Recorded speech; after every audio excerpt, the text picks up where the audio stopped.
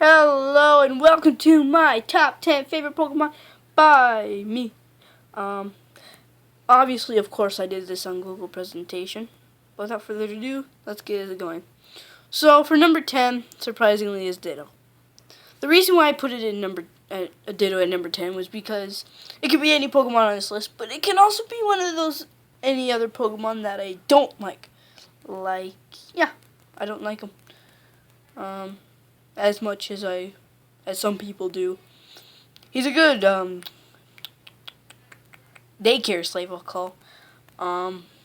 That's about it. He's not very good competitively unless you like to copy the opponent's team and try to beat him into a pulp with that.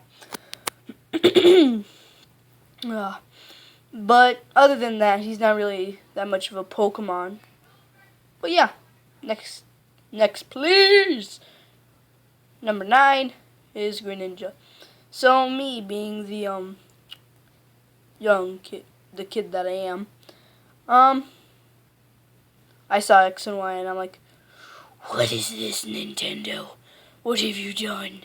And then I saw Mega Evolutions and I'm like, yep, this is it. But once I saw Greninja, I just liked him more than Chestnut or Delphox. He just felt more new because I don't know, they all felt new in their own way, but I just like Greninja the most. He's the only one that made it on the Super Smash Brothers, proving that he is very popular. But yeah, however, I do think highly of other Pokemon, as you can plainly see why he's at number 9. Next, please! Number 8 is Meganium. My very first starter I've ever had. Yep, the very first Pokemon game I ever played was Silver, and I loved every second of it. As soon as I got a Meganium, I'm like, wait, my cute little cheekies are torn up. And then I started tearing up. Not really though, I don't even remember because it was that long ago. But yeah, it's a pretty good Pokemon. It's not one of the best grass starters. In fact, some could argue that it's the worst since it doesn't have the second ability. But hey, I like it because I've got personal connection with it. So that's why you're on my favorite Pokemon. Ah, shoot! I just revealed number 7. Let's go back for a second. But yeah, I just like Meganium. I got the little chibi picture because it's cute. Alright, you already saw this. But number 7 is Nidoking. Yeah, I really like Nidoking. It's just boss. I could have put Nidoking / Nidoqueen on here, but that just wouldn't be right. I just revealed where my movies was hidden there. Anywho, he's really good competitively. He's number 34 in the national Pokedex, which means he's one of Kanto's Pokemon. I'm not gonna say 151 because number 1, I'm not a Gen 1er. I love Megas and such. And number 2 is because there wasn't really an original 151. A ton of original Pokemon from Johto were supposed to be edited in. I think it was supposed to be like the original 190. But they weren't implemented until Johto. So yeah. Yes, as you can see, I watched Doogie Chef. Anywho, moving on. Number 7, Pidgeot. My first ever bird that I've encountered. Believe it or not, it wasn't Hoot Hoot. Maybe it was Hoot Hoot. I don't even remember. But all I know is that I saw Pidgey, and I'm like, hey, you're a pretty good little bird. And then I saw Pidgeot, and I'm like, wait. But recently they made a Mega in Oraz. Actually, it was like last year. But Mega Pidgeot looks extremely cool. And I think it's good that they revisited Kanto's classic bird with it by giving it a Mega. But yeah, it's a meh Pokemon. I'd use it competitively, but hey, I'm not that much of a competitive battler. I just like to beat the game and then do the extra dialogue and collect all the Megas. But moving on, number 5 is Venusaur. My favorite grass starter. I got that little flying picture of him because I thought it was cute and entertaining. And then Mega Venusaur. I love Mega Venusaur. Some say it looks stupid and too girly, but I say the opposite. I like Mega Venusaur. He gives him that more of a rainforesty, planty look. I think they decided they gave him more of a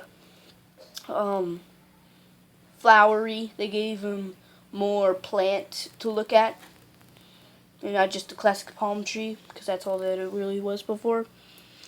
But yeah, and they gave him the flower on his forehead. They gave him way more leaves coming out. They gave him the vines, and it's just colorful and fun to look at. I like it. Moving on. Number 4 is Raticate. Recently, I haven't been paying much attention to Raticate because I always thought, man, Raticate's weak. But no, he's not. He's actually quite good. He's like Pikachu, but better. He's arguably the best rat from Kanto. Raichu's kind of competitively. But I'd say he's better than Raichu because he can learn a whole lot of moves. He can swim. He can shoot Ice Beam, Hyper Beam out of his mouth. He can just learn a whole variety of moves. And he's beaten Raichu in that. And I haven't really checked out his stats. But yeah, he's number 4 because I haven't really been paying much attention to him until recently, because I saw one of my favorite YouTubers do a video on him, and I won't say who. But anywho, moving on. Number 3 is Crobat. Let's just start this off by saying I love Zubat. Zubat is arguably one of my most favorite Pokemon. Even though you run into him a lot in caves in like every single region. He's just a really good Pokemon. He's got high speed stat, and he's good to use competitively. He's only hard to get, but if you got a friend, that's easy to solve. Next! Number 2 is my favorite fire starter. I know he set off 2 regions with the same type, but he's still cool in my book. I mean, look at his Mega. It's got those flame wrists. It's got the black stripes. It's got awesomeness written all over it. Number 1's gonna surprise you, I'll tell you that. Number 1 is Butterfree. Yes, Butterfree. I've always liked Butterfree, but it's just my favorite Pokemon. I like it a lot. Man, I should have put Jekyll on this list. But I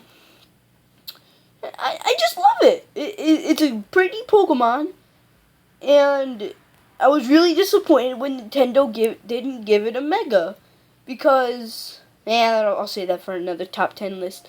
Anywho, thank you for watching. This is Wolf Shield Games here, wishing you a good day. Peace out.